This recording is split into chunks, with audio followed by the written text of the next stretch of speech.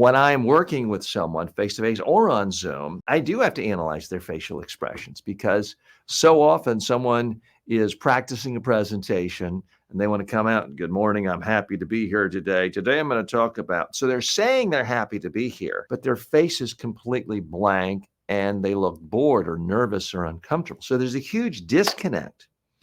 So when I'm coaching someone, I have to really be able to read all of their expressions or a lack of expression. And they've got to be able to see it too when we look at the video. So this is something I'm frankly worried about if I get too far down in this clone rabbit hole.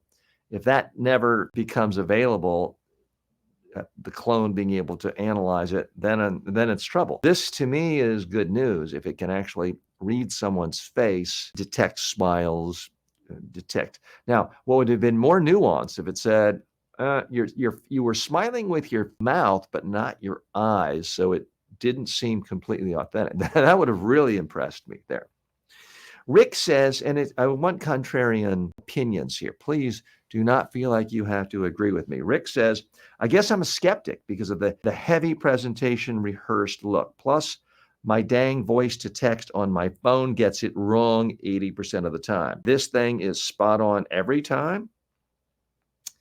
So all fair points because I dictate. I mean, yesterday I was dictating numerous times, and Apple's not like a small little startup that has no capital for AI. I was dictating text, some restaurant reservations, but also text to a friend, and the friend's name was Marta, and it's always converting it to Martha. Well, it makes sense because Martha is a very common name in the English-speaking world. Marta, less of a common name. So it's converting it to what the algorithms show, statistically speaking, is the most likely name.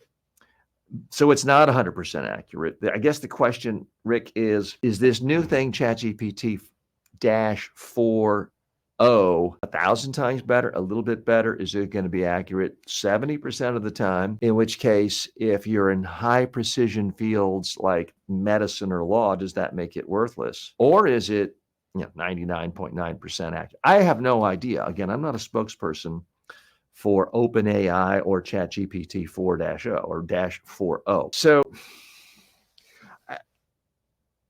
tell me a little more, Rick, of why you think it looks heavily rehearsed, because even then they had a mistake. It could have been planned, but the chatbot took the image of the wooden desk. They laughed. So, oh no, that's not me. Let me do it on the other one. The way the person laughed and then went to the other one, to me seemed real. That did not seem, I could be wrong. They could be the absolute greatest actors in the entire world. In my experience, typically high-tech companies just don't spend money on actors because they're too afraid that the actor's not going to be able to ask a question or respond to something, or won't be able to answer a question the right way. And it would take such a high degree of writing. I don't think a corporation, especially a relatively young startup, is going to write in the little tiny joke of them making a mistake and having the chat look at the other end and look at the table versus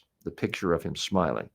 It just doesn't, because it's not big enough to seem like a nice, well-written joke, and it's too small to seem like it was just put in there. So that's why I'm not feeling like that was written out word for word. Could be wrong. I've been wrong before. In the 2012 political campaign, all sorts of pundits were saying that Mitt Romney had a ridiculous-looking orange skin bronzer on, and he looked like an orange in one of the political debates. And I was saying, no, I don't really think that's what it is. The lighting can look different in any set. I just don't think he took the time to spray himself with bronzer, knowing he could look ridiculous and look like an orange.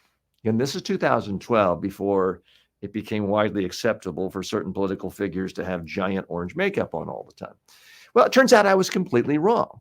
Mitt Romney later admitted, yes, he wears a lot of bronzer all the time. He likes to appear tan. I was just completely wrong. So I want to have full disclosure. I can be wrong. Rick says, well, we've seen this set up before in infomercial style back in TV days, and they aren't talking over each other, kind of stop, go. Just my opinion.